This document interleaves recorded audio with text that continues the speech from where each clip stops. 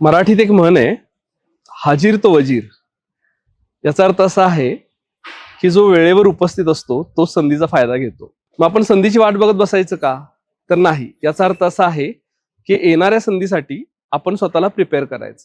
कुठलंही मोठं ध्येय साध्य करायचं असेल तर ती एक सेल्फ डिस्कव्हरीची प्रोसेस असते, ज्यामध्ये माणसाने स्वतःला ओळखायला सुरुवात केली पाहिजे.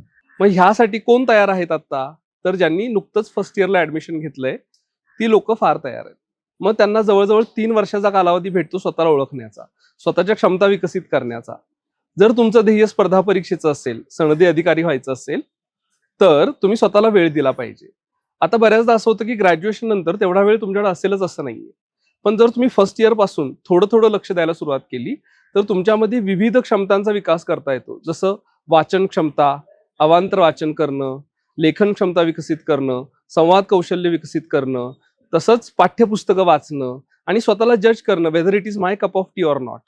पण हे जे फायनल इयर नंतर करतात त्यांना थोडंसं प्रेशर जाणवतं. द युनिक अकॅडमीने 1 जुलैला 3 इयर्स इंटिग्रेटेड बॅचचा कोर्स सुरू केलेला आहे.